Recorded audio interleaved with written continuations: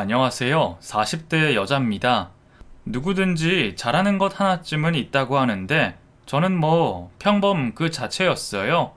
적어도 어릴 적엔 말이죠. 항상 중간이었었던 것 같아요. 공부도 중간, 운동도 중간, 그리고 조용히 학창 시절을 보내서 친구도 몇 명 없습니다. 그래도 열심히 살았다고 생각해요. 아마 제 사연을 접하는 분들도 평범하지만 자기 인생에선 주인공이잖아요.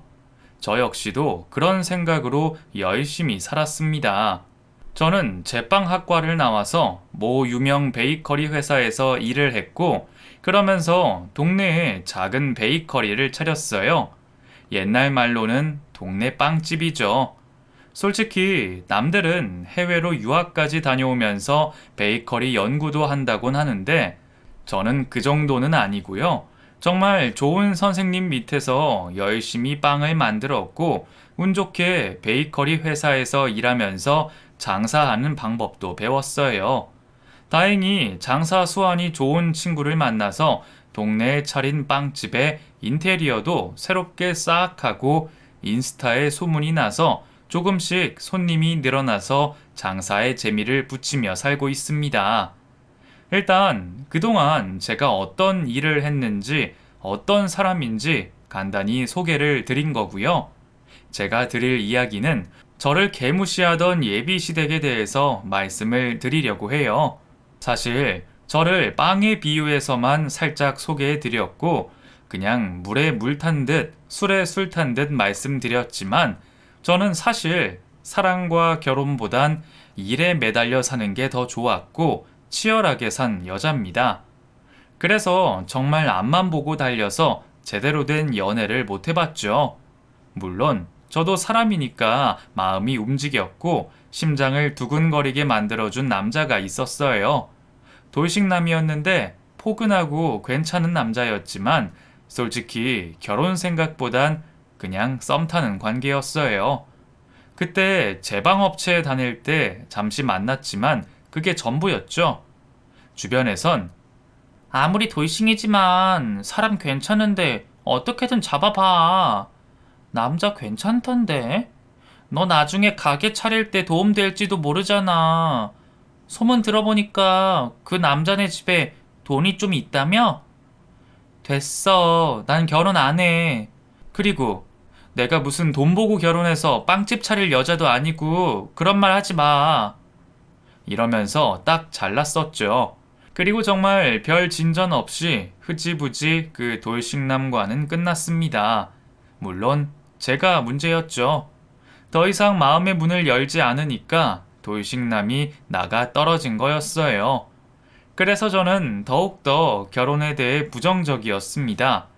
자연히 일에 매달리다가 퇴사를 했고 있는 돈 없는 돈 털어서 친구랑 가게를 차리고 장사를 시작하게 됐지만 어느 정도 한계가 오더라고요.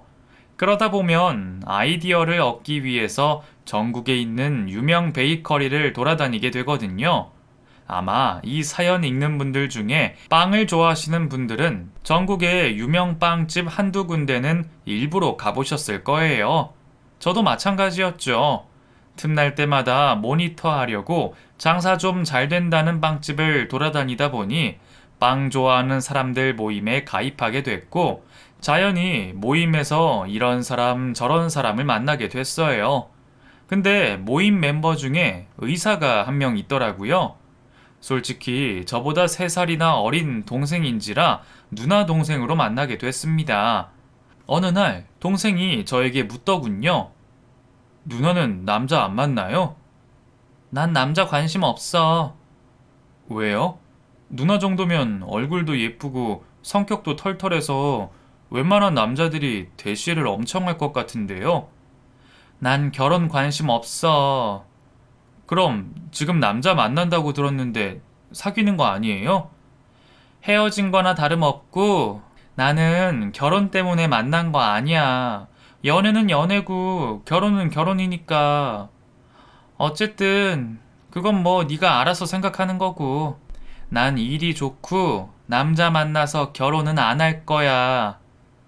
혹시나 하는 마음에 저는 선을 쫙 그었습니다. 그때만 해도 장사를 먼저 해야겠다는 생각이 강했거든요. 그리고 제가 빨리 성공해야만 하는 이유가 있었어요. 왜냐면 저희 집이 좀 가난했기 때문입니다. 아빠는 퇴직 후 변변한 직장은 없으셨지만 워낙 인덕이 좋으셨고 학벌이 좋으셨거든요. 그래서 주변에서 도움을 주는 사람이 계셨어요. 그런데 아무래도 정규직 업무는 아니고 공사 현장에서 간단히 할 수 있는 일을 하며 일당을 벌고 계셨죠.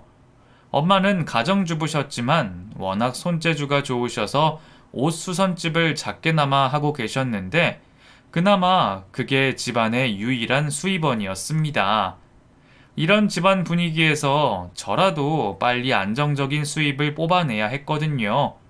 솔직히 회사를 그냥 다니면 괜찮을 텐데 아시는 분은 아시겠지만 대형 베이커리 회사에서 오래 있을 수도 없고 또한 배울 만큼 배웠다는 생각에 나온 터라 저는 돈이 절박한 시점이었습니다. 아무래도 연애에 눈 돌릴 틈도 없었죠. 하지만 사람 마음이 어디 자기 뜻대로만 되는 게 아니잖아요. 점점 의사 동생이 남자로 보이기 시작했어요. 정말 집요하게 저에게 대쉬를 했거든요. 제가 가게 차릴 때부터 시작됐으니까요. 솔직히 싫지는 않았어요. 아무래도 마음이 지치고 몸도 피곤할 때여서인지 든든한 누군가가 있었으면 좋겠다는 생각이었습니다. 누구나 그렇게 위로받고 싶은 순간들이 있잖아요. 게다가 동업하는 친구랑 작은 갈등이 있을 때 연하의 남자친구가 심적으로 많은 도움을 주기도 했죠. 나중엔 동업하는 친구도 제대로 한번 만나보지 그래? 아니야, 그냥 동생일 뿐이야.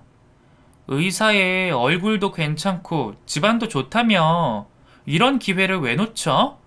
너 회사에서 만난 남자도 꽤 괜찮았는데 너가 반응 안 보여서 그냥 깨진 거잖아. 이번에도 기회 날릴 셈이야? 그 말에 뭔가 뜨끔하더라고요. 어쩌면 제가 너무 일에만 치여서 진짜 사랑을 놓치고 있는 게 아닌가 싶더군요. 그래서 조심스레 엄마한테만 이 사실을 말씀드렸더니 오히려 엄마는 그런 의사 집안 남자가 우리 집안이랑 어울릴까?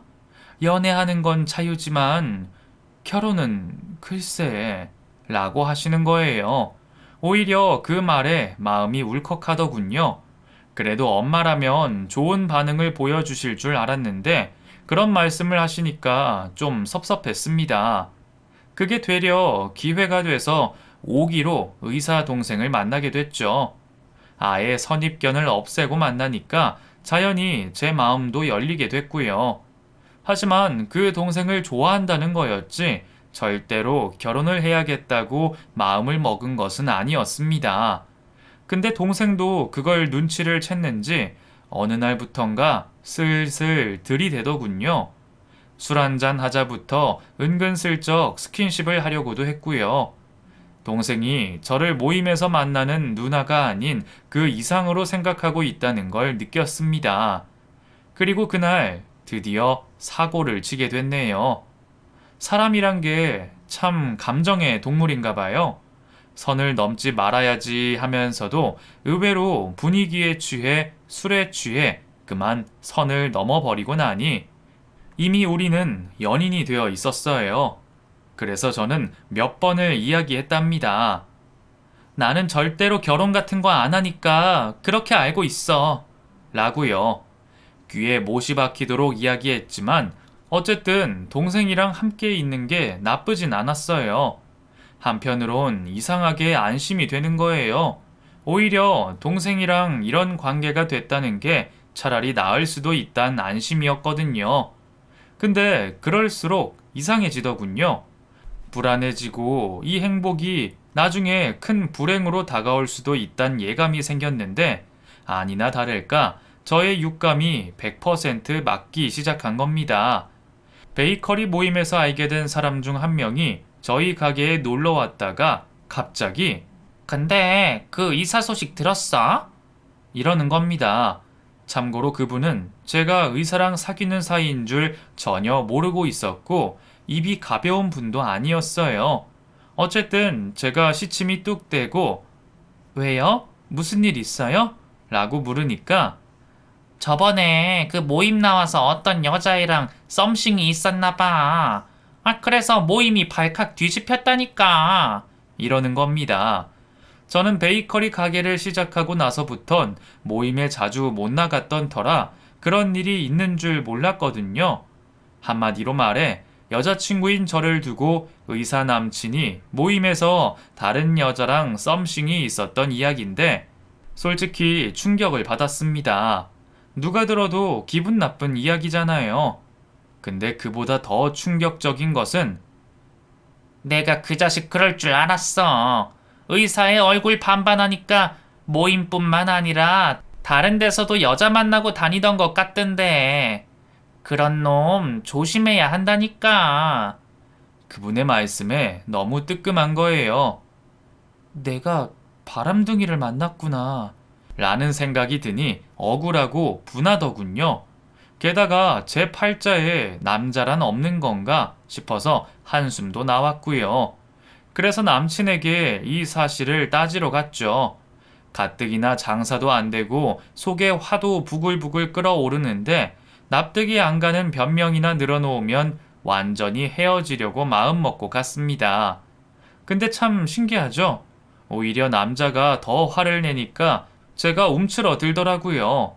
만나자마자 남친은 병원장 이 자식 때문에 진짜 못 해먹겠네 하면서 자기가 일하는 병원장 욕을 엄청 하는 거예요. 사실 의사란 직업이 겉보기엔 화려해 보이지만 알고 보면 스트레스도 많이 받고 술도 많이 마시더라고요. 어쨌든 남친이 화도 많이 내고 스트레스 받으면서 짜증을 내는데 괜히 걱정이 먼저 앞서는 겁니다. 그래서 강대 강으로 부딪히기보단 슬쩍 떠보기로 생각하곤 여자 문제에 대해서 최대한 돌려서 물어보니 남친이 하는 말이 솔직히 여자 나오는 술집에 간 것뿐이야. 미안해. 그걸로 오해했다면 이제는 다시는 그런 곳에 가지 않을게. 라고 정리를 하는 거예요. 저도 그 말이 오히려 호쾌하고 믿음직스럽더군요. 남자가 술 한잔 하다가 실수로 그런 곳에 갈 수도 있는 건데 이제 나이 먹으니까 그 정도는 이해할 수 있는 건데 괜히 내가 남의 말만 듣고 오버를 떨었나 보다. 이런 생각에 용서를 해줬습니다.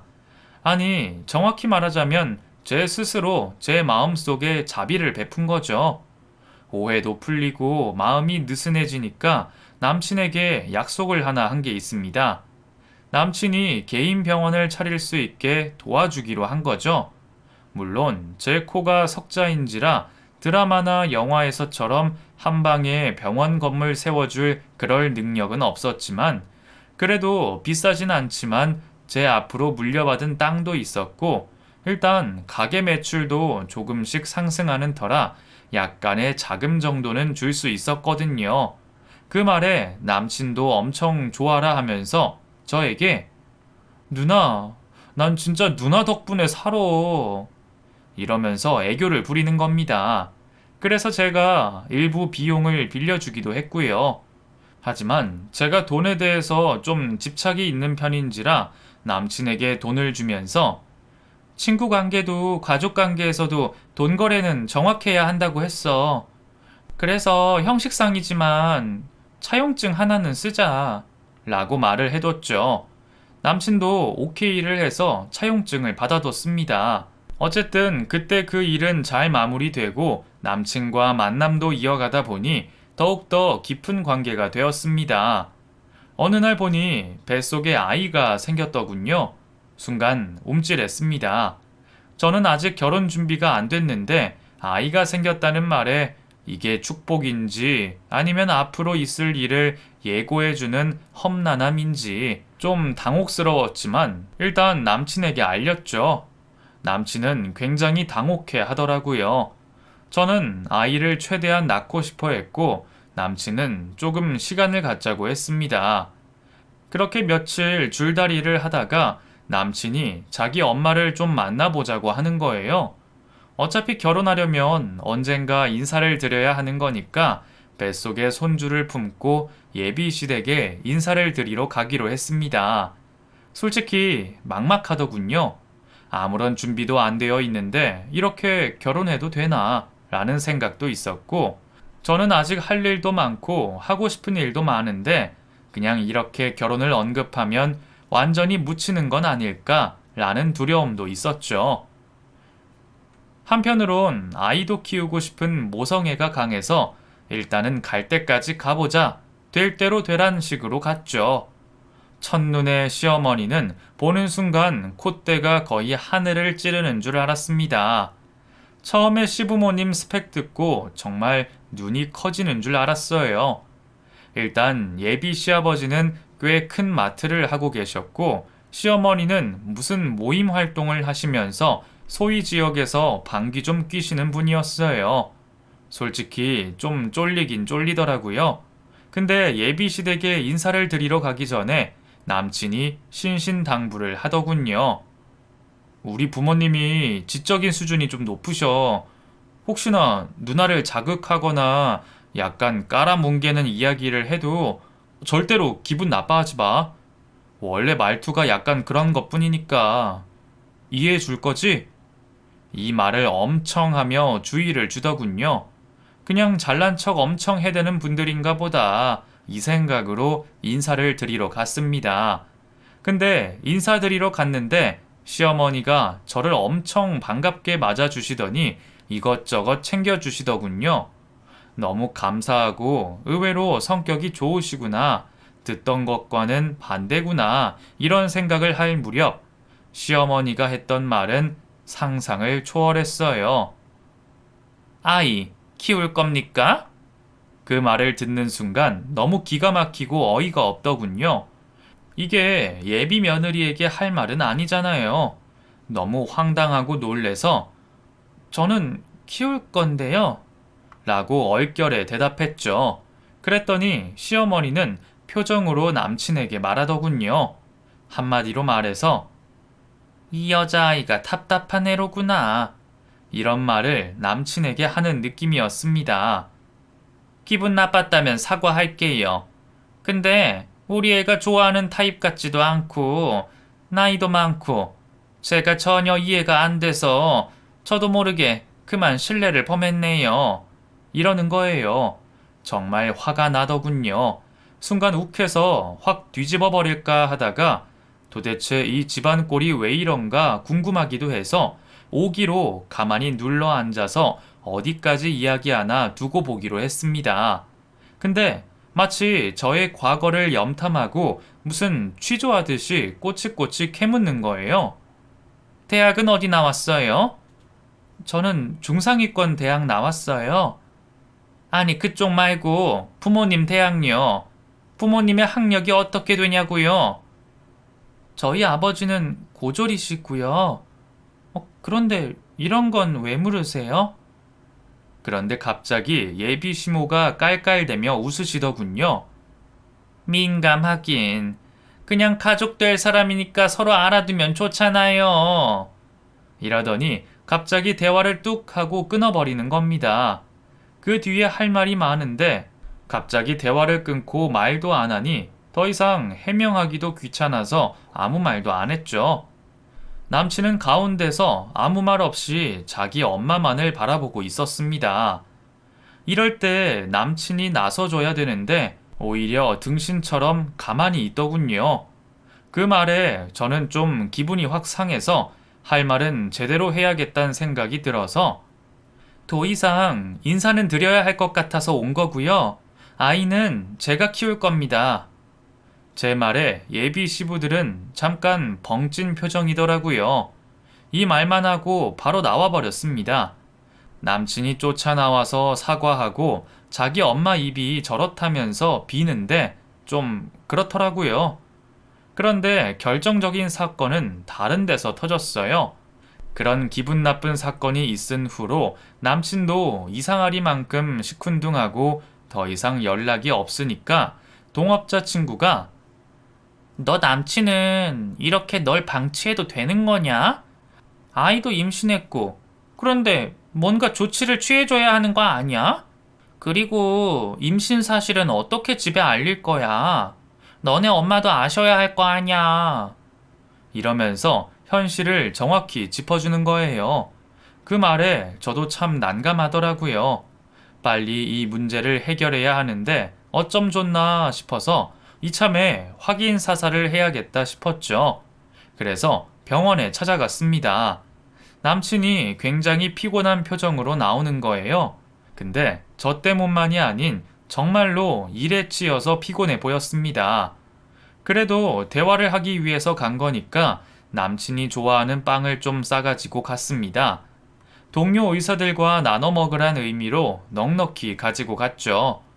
그래서 일주일 만에 남친을 만나서 앞으로 어떻게 할 거냐고 이야기 나누고 있는데 남친은 아무 생각이 없어 보이는 거예요.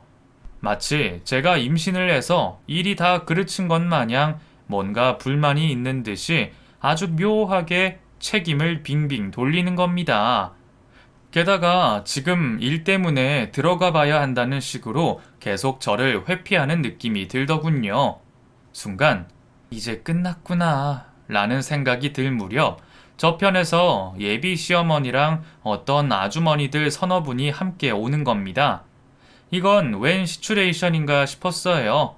마침 돌아서 나오기도 그렇고 그렇다고 아예 무시하기도 타이밍이 애매해서 얼결에 목례만 간단하게 했죠. 예비 시어머니는 자기 지인이 여기 병원에 진료받으러 온 김에 남친 얼굴 보러 왔다면서 저에게 천사처럼 웃으며 말하는 겁니다. 아주 가증스럽더군요. 옆에 있던 아줌마가 이분은 누구셔? 이러길래 그래도 저를 제대로 소개해 줄 거라고 믿었죠. 근데 예비 시어머니는 우리 아들이랑 만나는 친구. 아주 빵을 사랑해서 별명이 빵순이야. 이러는 겁니다. 순간 얼굴이 확 달아오르더군요. 마침 벤치에 빵이 수북히 쌓여 있으니까 그걸 보고 아주머니 한 분이 진짜 빵을 엄청 먹나 보네. 이러는 겁니다. 정말 정내미가 완전히 떨어지는 거예요. 그리고 바로 저는 남친에게 이별을 통보했습니다. 남친은 그냥 듣는 둥 마는 둥 그러더라고요. 예전에 남친이 바람둥이라더니 혹시 그러는 것 아닐까 별의별 생각도 들고 이 자식을 망신을 줘서 사회적 매장을 시켜버릴까 별의별 생각이 다 드는데 그게 강한 스트레스가 되어서 몸에 무리가 됐는지 아이가 자연유산이 돼버린 겁니다. 너무 슬프고 억울하고 원통하더군요. 비록 아직 완벽히 아이의 형태를 자리 잡진 못했어도 틀림없이 제 뱃속에 새로운 생명이 자라고 있었는데 이렇게 사라져버릴 줄은 몰랐거든요. 너무 슬퍼하다 보니 순간 이 모든 게 남친 때문이란 생각이 들었어요. 엿을 먹이고 싶어도 뭐라 증거도 없으니 유일한 것은 차용증 한 장뿐이었죠. 그걸로 남친에게 돈을 받아내야겠다는 생각을 하고 잠시 몸조리를 하고 있었는데 세상 일이란 게 참 재미나더군요. 마침 동업자 친구에게 방송국에서 연락이 온 거예요. 빵집 촬영을 하고 싶다는 연락이었죠. 일단 제 개인적 분노도 분노지만 일단 가게도 잘 되어야 하니까 동업자 친구랑 가게를 좀 더 예쁘게 꾸미고 그날 촬영에 신경을 좀 썼죠. 마침 얼굴 보면 다 아는 연예인도 방문해서 자연스럽게 촬영이 잘 마무리가 됐습니다. 역시 미디어 파워가 있긴 있더라고요. 다음날부터 동네 사람들도 찾아주고 SNS에도 더욱더 소문이 나기 시작해서 어느새 손님들이 더 많아진 거예요. 매일 울상에 침울한 기분이었는데 그 덕에 모든 걸 잊고 열심히 장사를 했습니다. 빵 만드는 기쁨이 절로 나오는 시간들이었죠. 게다가 우리 엄마도 가게에 오셔서 눈물을 글썽이시면서 드디어 우리 딸이 자리 잡았구나. 정말 대단하다. 대단해. 이러면서 엄청 좋아하셨어요. 저도 괜히 뿌듯했고요. 그리고 한켠으론 죄송한 생각도 들었어요. 제가 임신을 했었단 이야기는 엄마에겐 비밀이었으니까요. 대신 의사 남친이 있다는 정도만 알고 계셨거든요. 어쨌든 엄마는 저희 가게가 잘 되는 걸 보시자마자 이젠 남친하고만 결혼하면 소원이 없겠구나 라며 은근히 제가 결혼하길 바라시는 거예요. 그때 순간 정신이 돌아왔죠. 드디어 남친에게 돈 받아내고 완전히 정리를 해야겠다는 생각이 들어서 오랜만에 남친에게 연락하려고 했는데 무슨 영화처럼 남친이 먼저 가게로 찾아온 겁니다. 그것도 예비 시어머니랑 함께요. 이건 또 무슨 꿍꿍이인가 싶었죠. 근데 남친이 내가 미안해. 그동안 많이 외로웠지? 내가 병원장이랑 갈등이 있어서 계속 좀 문제가 있는 터라 연락도 제대로 못하고 미안해. 이러는 겁니다. 사실 근 한 달 가까이 연락 한 번 없던 남친이 예비 시모까지 거느리고 와서 용서를 구하니 저도 좀 얼떨떨 하더라고요. 근데 예비 시모도 갑자기 우리 애가 좀 철이 없어서 여자 보는 눈이 좀 아래란다. 그래도 너가 잘 맞춰주고 누나처럼 잘 이끌어 주렴. 알았지? 참나, 이거 뭐라고 표현해야 할지 어이가 없더군요. 아주 말 바꾸기 선수더군요. 저한테 그토록 모질게 말할 때는 언제고 갑자기 나타나서 이렇게 잘한다는 게 뭔가 꿍꿍이가 있을 거란 생각이 들었습니다. 일단은 왜 왔냐고 목적이 뭐냐고 물었더니 남친이나 예비 시모는 방송 잘 받고 가게 잘 되길 바라는 것뿐이라면서 축하만 해주고 가더군요. 일단 그날은 그렇게 넘어갔지만 저는 받아야 할 돈이 있잖아요. 그래서 다음날 남친에게 전화해서 난 이제 너한테 마음 떠났고 대신 저번에 빌려준 돈을 갚았으면 좋겠어 라고 이야기를 했습니다. 근데 남친은 마치 기다렸다는 듯이 그러지 않아도 그것 때문에 할 말이 있어. 내가 지금 그 돈을 갚을게. 그런데 말이야, 지금 그것보다 중요한 게 있어. 이러는 겁니다. 도대체 돈을 갚고 또 뭘 부탁하려고 이러나 싶었는데 갑자기 우리 아이를 위한 작은 추모 공간이나 상징물 같은 거 하나 만들면 어떨까? 순간 그 말에 마음이 덜컥하는 겁니다. 도대체 이 사실을 어떻게 알았을까? 그리고 어쩜 이런 기특한 생각을 했을까? 은근히 고마운 생각도 들었어요. 그래서 어디서 이야기 들었어? 나 유산한 이야기? 내가 신경 안 쓰는 것 같았지만 사실은 다 소문 듣고 있었어. 그게 뭐가 중요해? 우리 아이를 보기 전에 떠나보내고 이젠 새로운 아이가 필요할 때잖아. 그동안 혼자여서 외로웠지?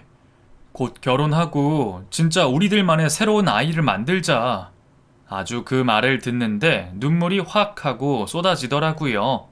왠지 아무도 모르게 꽁꽁 숨겨놨던 서름이 드디어 확 터져버린 느낌이었어요. 엉엉 한참을 울었고 나중에 남친 만나서 모든 걸 용서해줬죠. 생각해보니 남친도 나름대로 힘들었겠구나 라는 생각도 들었습니다. 병원장에 치여서 따로 개업하려고 했었고 매번 찌들어서 퀭한 얼굴이었고 빵을 좋아하고 여행을 좋아하던 사람이 늘 피곤에 쩌들어 있는 모습이 안쓰러웠는데 너무 제 생각만 했던 게 아닌가 반성도 하게 됐죠. 그래서 제가 먼저 제안을 했어요. 저번에 빌려준 돈은 어떻게 했어? 그거 사거리에 있는 5층짜리 건물 알지? 거기 3층에 병원 사무실 공간 하나가 나왔길래 일단 계약금으로 줬지. 그리고 남은 돈은 새로운 기계 구입하는 데 줬고 이러는 거예요. 제가 잠시 마음의 방황을 하는 동안 남편은 차곡차곡 자기 계획을 실천에 옮기고 있더라고요. 솔직히 이제야 다 문제가 풀린다는 느낌이 들었습니다.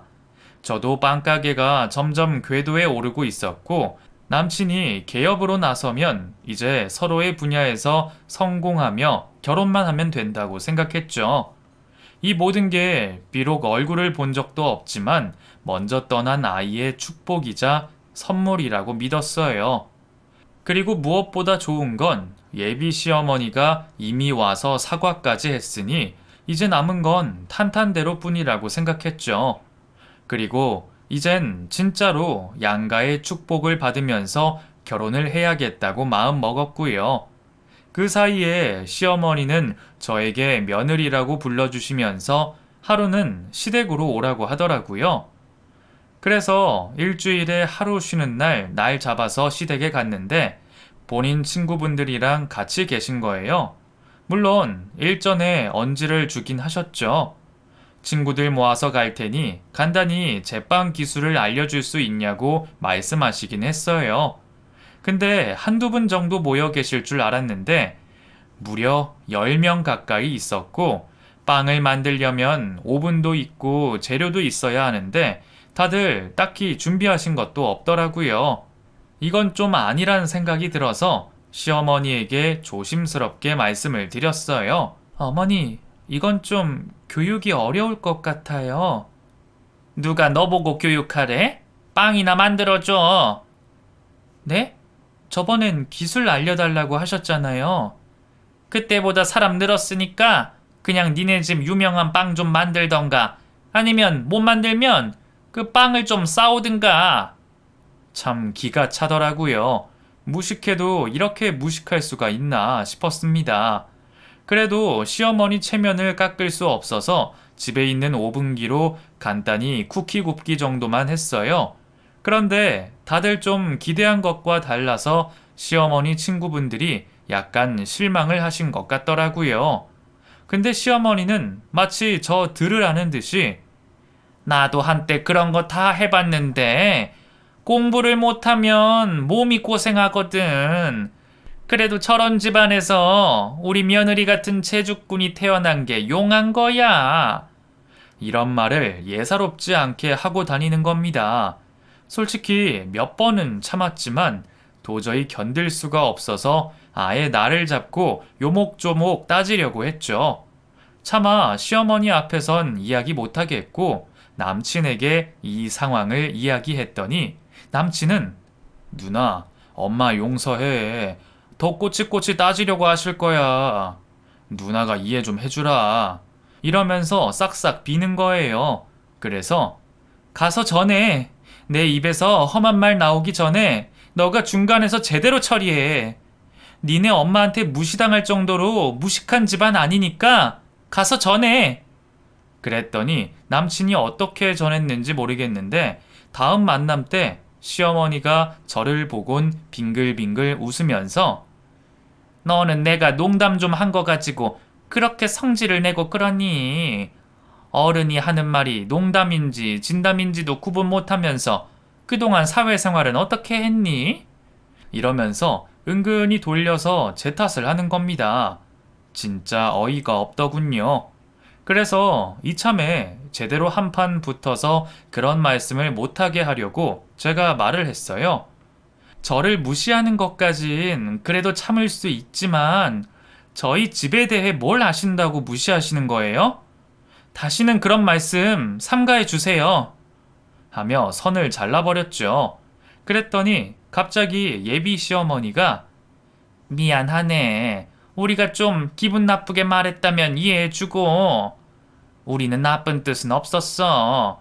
그리고 집안 수준이란 게 맞아야 결혼하는 거라 생각해서 좀 과하게 이야기했네. 미안해. 이러면서 진심으로 사과를 하시는 거예요. 솔직히 이미 마음이 떠난 후라 저는 고개 돌려서 나왔죠. 솔직히 그때 결혼을 접어버렸어야 하는데 바보같이 만남을 계속 이어버리고 말았습니다. 근데 중간에 여러 일들이 있었습니다. 남친이 계약금 걸어서 임대한 병원 사무실에 점점 물건도 들어오고 남친은 남친대로 계속해서 여기저기 돈을 꾸려 다니더라고요. 솔직히 1차분 돈을 빌려준 이후로 단 한 차례도 돈을 준 적이 없습니다. 그런데 남친이 발 동동 구르며 돈 빌리러 다니는 모습이 좀 안쓰럽기도 해서 친정 아빠에게 이야기를 해서 제 이름으로 된 땅을 처분해서 남친에게 사업자금 일부를 빌려주게 됐죠. 물론 차용증은 썼습니다. 이건 가족이라도 정확해야 했으니까요. 남친은 정말 고맙다며 차용증 쓰고 돈 빌려갔고요. 병원 인수는 차곡차곡 진행되어 가는 것 같더라고요. 저는 저대로 베이커리 일 때문에 바빴지만 그 와중에 시어머니가 시키는 잔심부름까지 해야 했습니다. 화가 머리끝까지 났지만 친정엄마도 웬만하면 참고 살아라. 어차피 이것만 버티면 된다. 너가 시어머니 모시고 살 것도 아닌데 이때만 참으면 돼. 이러시니까 저도 엄마 소원이고 하니까 꾹 눌러 참고 지냈습니다. 그런데 점점 남친 연락도 좀 뜸해지고 만남 횟수도 줄고 그렇게 갈고대던 시어머니 연락도 없더라고요. 이제 슬슬 예단 예물 준비도 해야 할 것 같고 신혼집도 알아보고 싶고 저는 마음의 준비가 끝나가는데 오히려 남친 집에서 소식이 없으니 불안해서 하루는 남친에게 전화를 거는데 연락이 안 되더라고요. 병원 문제로 바쁜가 싶어서 틈날 때마다 연락해도 연락이 도통 안 되는 거예요. 여자의 직감이 확 오더군요. 이거 뭔가 잘못되어 간다는 생각이 드는 가운데 오랜만에 빵집 모임에 나갔어요. 주기적으로 정보도 얻고 새로 나온 빵에 대해서 모니터도 얻을 겸 간혹 갔는데 최근엔 가게 증축에 유산 이후 이런저런 일을 처리하느라 도통 가질 못했으니까요. 오랜만에 만난 모임 사람들하고 이런저런 이야기를 나누는데 같이 모임에 간 동업자 친구가 어떤 사람이랑 한참 이야기를 나누더니 저에게 와서 굉장히 조심스럽게 이야기를 하는 거예요. 너 요즘 남친 관리 잘하고 있어? 무슨 소리야? 저기 있는 분이 남친을 몇 번 봤는데 웬 여자랑 슈퍼카 타고 왔다 갔다 하더래. 모임에서 너랑 사귀는 걸 알고 있었는데 다른 여자랑 있어서 좀 의아했다고 말하거든. 한번 확인해봐. 사실 네 남친이 옛날부터 바람둥이 기질이 있는 걸로 유명했잖아. 그 말을 들었을 땐 앞에선 웃어 넘겼지만 돌아서선 너무 불안한 거예요. 이거 확인해 볼 필요는 있겠다 싶어서 다음날 남친 병원 공사 현장을 찾아가려고 했는데 마침 시어머니에게 불쑥 연락이 왔어요. 이게 뭔 일인가 싶었는데 시어머니가 따로 좀 만나자고 하더군요. 그래서 약속된 장소에서 만났는데 갑자기 시어머니가 돈 봉투를 툭 하고 주면서 솔직히 우리 아들하고 급이 안 맞는 거 알지? 이러면서 다시 결혼을 반대하시는 거예요. 이게 뭔 일인가 싶어서 어머니, 지금 뭐 하시는 거예요? 뭐긴 뭐야. 이제 헤어지라는 거지. 이제 그만 우리 아들 괴롭히고 서로 갈 길 가라는 거야. 아니, 제가 지금까지 도와드린 것도 있고 마치 며느리 마냥 부려먹으셨으면서 이게 뭔가요? 부려먹긴 뭘 부려먹어. 본인이 의사 남편 얻으려고 우리 집 와서 알랑방귀 낀 거지. 하여튼 잔말 말고 성의껏 넣었으니까 그거 받고 이제 그만 정리해. 너무 어이가 없더군요. 그래서 봉투가 뭔가 하고 열어보니 세상에나 5만원권 20장, 그러니까 100만원이 들어있는 거예요.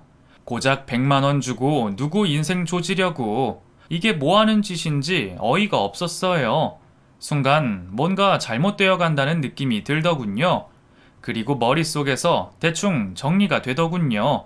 지금 뭔가 다른 여자가 생겨서 나를 내치려고 이러는 거다 라는 생각이 들었죠. 그래서 5만원권 돈을 시어머니 얼굴에 확 뿌리면서 말했어요. 어디 이딴 100만원으로 누구한테 비벼요? 내가 아드님하고 같은 레벨인 줄 아세요? 어쨌든 다 됐고 아드님이 사업자금 우리 집에서 빌려갔으니까 내놓으라고요. 법 좋아하시니 법대로 하자니까요. 제가 강하게 나가니까 갑자기 예비 시어머니는 말을 못하는 겁니다. 어차피 이렇게 된 거 정확하게 하고 싶더라고요. 예비 시어머니는 그건 좀 알아보겠다며 대충 얼버무리더니 가버리는 겁니다. 그래서 남친에게 사업자금 빌려준 거 당장 입금하지 않으면 고소할 거라고 톡을 남겼습니다. 그런데 뭐라고 답변 온 줄 아세요? 갚을 테니까 더 이상 연락하지 마. 그거 얼마야? 이러더군요. 정말 어이가 없어서 기가 막히더군요. 싹싹 빌거나 뭔가 해명을 할 줄 알았더니 오히려 돈 갚을 테니 꺼지라고 뻔뻔하게 나오는 겁니다. 이건 아니라는 생각에 일단 남친 집 앞에서 기다렸습니다. 사실 금방 정체를 알겠더군요. 어디서 미끈한 여자랑 고급차를 타고 오더니 남친은 내리고 그 여자랑 애정 표현을 하고 자기 집으로 들어가는 겁니다. 저는 남친에게 관심이 없었습니다. 이미 머릿속에 계획을 다 세워놨거든요. 제 목표는 그 여자였습니다. 도대체 어떤 여자이길래 저런 양아치 의사 바람둥이에게 속고 있는지 얼굴이라도 봐두려고 했어요. 그리고 정확히 일주일 만에 그 여자의 정체를 알 수 있었죠. 돌싱녀에 인근 도시에서 무슨 건강식품 대리점을 크게 하더라고요. 두말 없이 저는 그 여자에게 찾아갔죠. 처음엔 그 여자분도 적대감을 보이더라고요. 근데 제가 아이 초음파 사진을 꺼내면서 이야기를 했어요. 이게 한때 그 남자랑 저 사이에 생긴 아이예요. 제가 죽은 아이 가지고 거짓말하고 싶지도 않고 거짓말이라면 벼락 맞아 죽을 거예요. 죽은 아이를 걸고 말씀드리는데요. 그 남자 조심하세요. 저랑 결혼 이야기까지 오갔어요. 그 말에 그 여자분도 굉장히 놀라는 눈치더라고요. 그러면서 제가 병원 사업자금 이야기까지 다 꺼내서 말을 해줬습니다. 그랬더니 그 여자분이 그렇지 않아도 돈이 필요하다고 하더라고요. 저한테도 꽤 큰 액수인데 지금 보니까 저한테 돈 받아서 그 돈으로 빚진 걸 갚으려고 그랬던 것 같군요. 이러는 겁니다. 그녀는 마음의 문이 조금 열렸는지 갑자기 좀 생각해보고 행동하겠다는 거예요. 저는 다른 이야기는 안 했고 알아서 판단하라고 하셨죠. 근데 갑자기 그녀가 저를 보더니 요번에 유명해진 베이커리 여사장님 맞죠? 저도 거기 가서 빵 사 먹어본 적 있어요. 솔직히 이번 말이 진짠지 거짓인지 따지기 전에 그래도 요 일대에 얼굴 알려진 분이 이렇게까지 하는 걸 보니 조금은 믿게 되네요. 이러는 겁니다. 저도 믿어달라는 말보단 더 이상 피해자가 없길 바라는 마음에 드리는 거라고 이야기한 후에 그녀와 헤어졌어요. 그런데 그녀는 제 뜻을 이해해 줬나 봐요. 그녀 만나고 이틀 정도 지난 후에 남친에게 계속 연락이 오더군요. 안 받았죠. 그동안 도통 연락도 없던 놈이 갑자기 연락을 한다는 것은 뭔가 계획에 차질이 생긴 거라는 거잖아요. 그런데 이젠 시어머니가 가게로 찾아와선 너 도대체 무슨 말을 하고 다니는 거야? 명예훼손으로 고소당하고 싶어? 이러는 겁니다. 어이가 없더군요. 그래서 차용증 꺼내서 흔들어 보였죠. 됐고 사업자금 빨리 안 갚으시면 아드님 깜빵 갑니다. 뭐? 너 지금 말 다 했어? 됐고요. 얼른 돈 갚으세요. 너 한때는 내 며느리 아니었니? 정말 이렇게까지 해야겠니?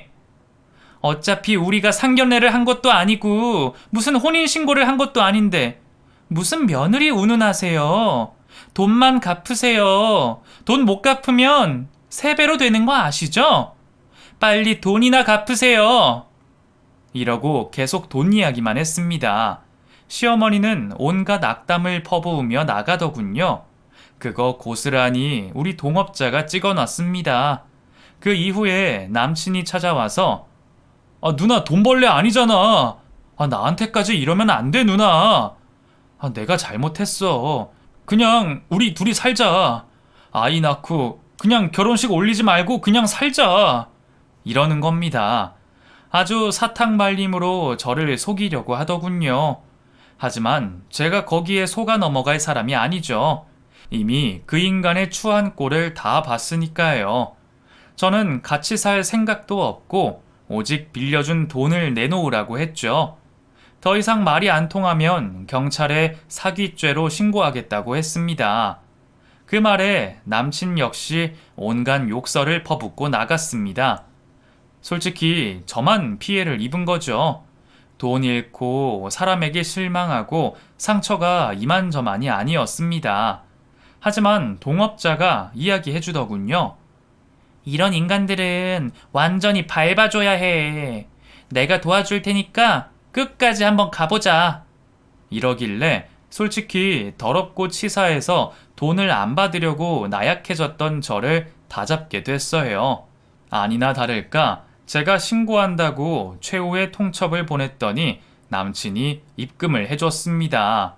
솔직히 이자까지 받아내려고 했지만 그러면 쥐를 구석까지 몰아넣는 것 같아서 그냥 일단 거기까지 멈추려고 했어요. 근데 이젠 인연이 아닌 악연이 되더군요. 누군가 계속 지속적으로 SNS에 우리 베이커리에 대해 악담을 써놓는 거예요. 그리고 심지어 가게 앞에 밤새 오물을 버리고 가는 사람도 있고요. 물론 누가 하는지 알 수는 있지만 증거가 없어서 가만히 참고 있었죠. 하지만 SNS는 잡진 못했는데 가게 앞에 온갖 더러운 오물 버린 범인은 CCTV로 잡아냈어요. 얼굴을 가리긴 했지만 딱 봐도 몸 형체가 남친이더군요. 그래서 이건 경찰에 신고해둔 상태입니다. 나중에 들은 이야기론 남친이 은행 빚을 엄청 빌려서 저한테 갚았더군요. 돈도 없이 왜 병원을 내려고 저 난리였나 알아보니 사실 시아버지가 도박 빚이 있어서 집안 상태가 엄청 안 좋았었더군요.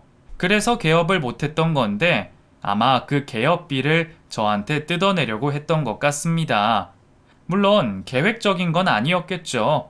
하지만 저한테 돈을 받고 다른 돈 많은 여자가 생기니 저를 팽한 것 같습니다.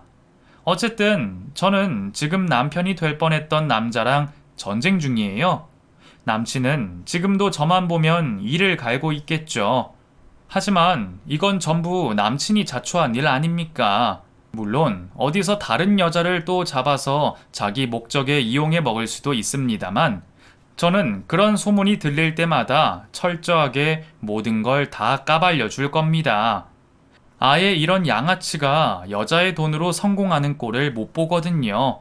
그리고 우리 집 앞에 오물을 버리고 악의적으로 명예훼손한 게 밝혀지면 선처는 없습니다. 무조건 남친은 깜빵 보낼 거예요. 지금 진행 중이니 두고 봐주세요. 여기저기서 도움도 받고 자문도 받고 있습니다. 여러분도 저에게 힘을 많이 주시고 응원해 주시면 감사하겠습니다.